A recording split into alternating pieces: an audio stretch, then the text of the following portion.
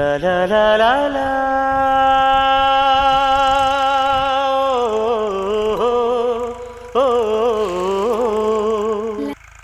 Hi friends, ಎಲ್ರಿಗೂ ನಮಸ್ಕಾರ. ಇವತ್ತಿನ ಈ ವಿಡಿಯೋಗೆ ನಿಮಗೆಲ್ರಿಗೂ ಸ್ವಾಗತ. ಹಿಂದಿನ ವಿಡಿಯೋದಲ್ಲಿ ಆರ್ ಟಿ ಸಿ ಅಂದರೆ ಏನು, ಆರ್ ಟಿ ಸಿ ಹೇಗೆ ಅಪ್ಲೈ ಮಾಡೋದು ಅನ್ನೋದ್ರ ಬಗ್ಗೆ ತಿಳ್ಕೊಂಡಿದ್ವಿ.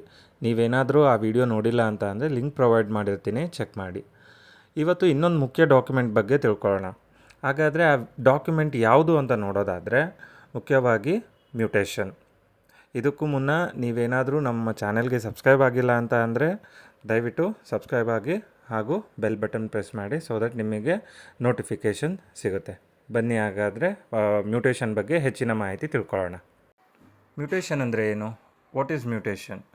ಮ್ಯೂಟೇಷನ್ ಅಂದರೆ ಒಂದು ಪ್ರಾಪರ್ಟಿನ ಒಬ್ಬರಿಂದ ಇನ್ನೊಬ್ಬರಿಗೆ ಟ್ರಾನ್ಸ್ಫರ್ ಮಾಡಿದಾಗ ಗೌರ್ಮೆಂಟ್ ರೆವೆನ್ಯೂ ರೆಕಾರ್ಡ್ಸಲ್ಲಿ ನಮ್ಮ ಹೆಸರು ಬದಲು ಬೇರೆಯವ್ರು ಯಾರು ತೊಗೊಂಡಿರ್ತಾರೆ ಅವರ ಹೆಸರು ಅಪ್ಡೇಟ್ ಆಗುತ್ತೆ. ಆ ಒಂದು ಪ್ರೋಸೆಸ್ಸನ್ನು ಮ್ಯೂಟೇಷನ್ ಅಂತ ಕರಿತೀವಿ.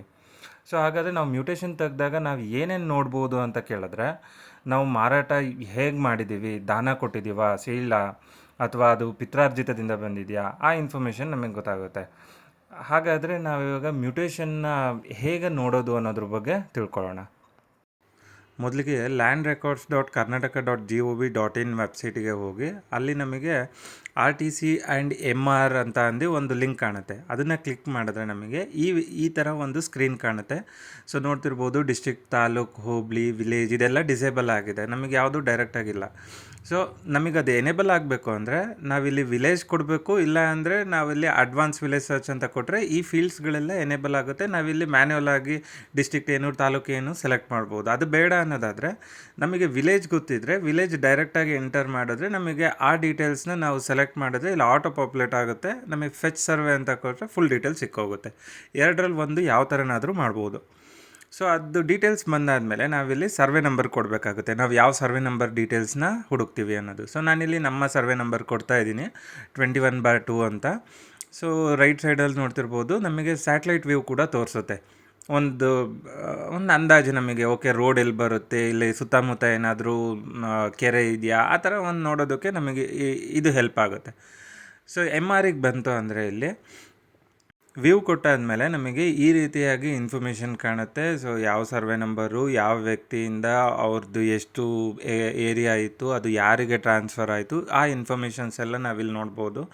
ಸಿಮಿಲರ್ಲಿ ಇಲ್ಲಿ 2007-8 ವರ್ಷನೂ ಆ ಸರ್ವೆ ನಂಬರ್ ಬೇಸಿಸ್ ಮೇಲೆ ವರ್ಷ ಏನಾದರೂ ಚೇಂಜಸ್ ಆಗಿದೆಯಾ ಏನು ಅಂದ್ಬಿಟ್ಟು ವರ್ಷದ್ದು ಡೀಟೇಲ್ಸ್ ಎಲ್ಲದು ತೋರಿಸ್ತಾ ಹೋಗುತ್ತೆ.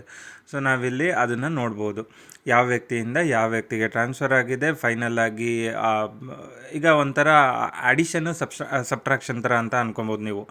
ಸೊ ಈ ವರ್ಷ ಈ ವ್ಯಕ್ತಿಯಿಂದ ಪರ್ಸನ್ ಎ ಇಂದ ಪರ್ಸನ್ ಬಿಗೆ ಎಷ್ಟು ಟ್ರಾನ್ಸ್ಫರ್ ಆಯಿತು, ಸೊ ಫೈನಲಿ ಪರ್ಸನ್ ಬಿ ಹತ್ರ ಎಷ್ಟು ಲ್ಯಾಂಡ್ ಇದೆ, ಸೊ ಆ ಡೀಟೇಲ್ಸು ನಮಗೆ ಇಲ್ಲಿ ಗೊತ್ತಾಗುತ್ತೆ. ಸೊ ಪರ್ಸನ್ ಎ ಹತ್ರ ನಮ್ಮ ಹತ್ರ ಏನೂ ಇರೋಲ್ಲ. ಎಕ್ಸಾಂಪಲ್ ಹೇಳೋದಾದರೆ 1 ಎಕರೆ ಪರ್ಸನ್ ಎ ಹತ್ರ ಇರುತ್ತೆ, ಪರ್ಸನ್ ಬಿಗೆ 1 ಎಕರೆ ಟ್ರಾನ್ಸ್ಫರ್ ಆದಮೇಲೆ ಸೊ ಪರ್ಸನ್ ಬಿ ಹತ್ರ 1 ಎಕರೆ ಇರುತ್ತೆ, ಪರ್ಸನ್ ಎ ಹತ್ರ ಇರೋಲ್ಲ.